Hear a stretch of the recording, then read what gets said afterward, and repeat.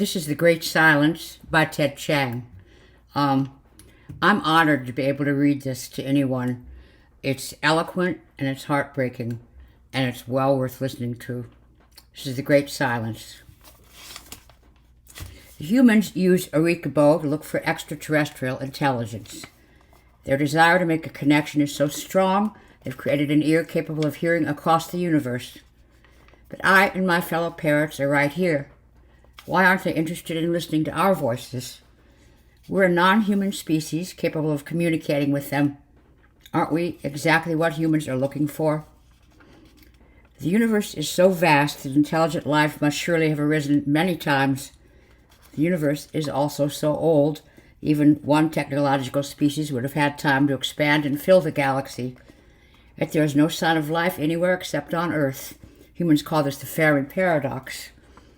One proposed solution to the Fermi Paradox is that intelligent species actively try to conceal their presence to avoid being targeted by hostile invaders. Speaking as a member of a species that has been driven nearly to extinction by humans, I can attest that this is a wise strategy. It makes sense to remain quiet and avoid attracting attention. The Fermi Paradox is sometimes known as the Great Silence.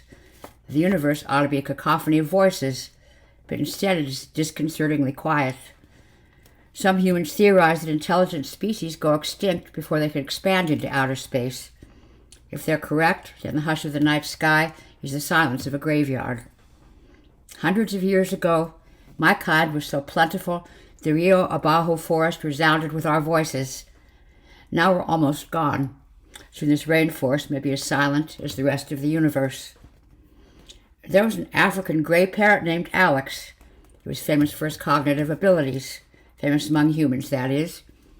A human researcher named Irene Pepperberg spent 30 years studying Alex. She found that not only did Alex know the words for shapes and colors, he actually understood the concepts of shape and color. Many scientists were skeptical that a bird could grasp abstract concepts. Humans like to think they're unique. But eventually, Pepperberg convinced them that Alex wasn't just repeating words. He understood what he was saying. Out of all my cousins, Alex was the one who came closest to being taken seriously as a communication partner by humans. Alex died suddenly and was still relatively young. The evening before he died, Alex said to Pepperberg, "You be good. I love you." If humans are looking for a connection with a non-human intelligence, what more can they ask for than that? Every parrot has a unique call that it uses to identify itself. Biologists refer to this as the parrot's contact call. In 1974, astronomers used Arikabo to broadcast a message into outer space intended to demonstrate human intelligence. That was humanity's contact call. In the wild, parrots address each other by name. One bird imitates another's contact call to get the other bird's attention. If humans ever detect the Arikabo message being sent back to Earth, they will know someone is trying to get their attention. Parrots are vocal learners. We can learn to make new sounds after we've heard them. It's an ability that few animals possess. A dog may understand dozens of commands, but will never do anything but bark.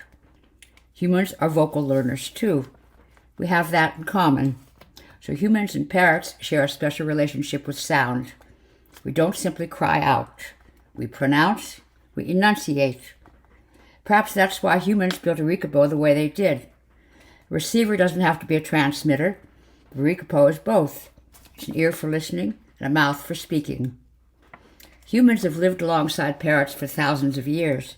Only recently have they considered the possibility that we might be intelligent. I suppose I can't blame them. We parrots used to think that humans weren't very bright. It's hard to make sense of behavior that's so different from your own. But parrots are more similar to humans than any extraterrestrial species will be, and humans can observe us up close. They can look us in the eye. How do they expect to recognize an alien intelligence if all they can do is eavesdrop from 100 light years away? It's no coincidence that aspiration means both hope and the act of breathing. When we speak, we use the breath in our lungs to give our thoughts a physical form. The sounds we make are simultaneously our intentions and our life force. I speak, therefore I am. Vocal learners, like parrots and humans, perhaps the only ones who fully comprehend the truth of this, There's a pleasure that comes with shaping sounds in your mouth. It's so primal and visceral that throughout their history, humans have considered the activity a pathway to the divine. Pythagorean mystics believed that vowels represented the music of the spheres and chanted to draw power from them. Pentecostal Christians believe that when they speak in tongues, they're speaking the language used by angels in heaven. Brahmin Hindus believe that by reciting mantras, they're strengthening the building blocks of reality. Only a species of vocal learners would ascribe such importance to sound in their mythologies. We parrots can appreciate that. According to Hindu mythology, the universe was created with a sound. Om. It is a syllable that contains within it everything that ever was and everything that will be. When the Ericabo telescope is pointed at the space between stars, it hears a faint hum. Astronomers call that cosmic microwave background. It's a residual radiation of the Big Bang, the explosion that created the universe 14 billion years ago. But you could also think of it as a barely audible reverberation of that original Om. The syllable is so resonant, the night sky will keep vibrating for as long as the universe exists. When Ericabo is not listening to anything else, it hears the voice of creation. We Puerto Rican parrots have our own myths. They're simpler than human mythology. I think humans would take pleasure from them.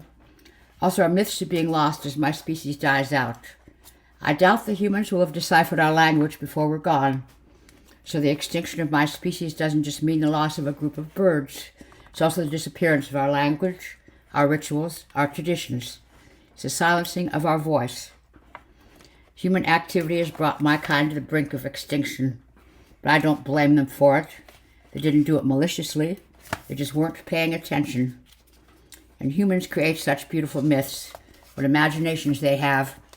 Perhaps that's why their aspirations are so immense. Look at Ericabo. Any species who can build such a thing must have greatness within them. My species probably won't be here for much longer. It's likely that we'll die before our time and join the great silence. But before we go, we're sending a message to humanity. We just hope the telescope at Ericabo will enable them to hear it. The message is this: you be good. I love you.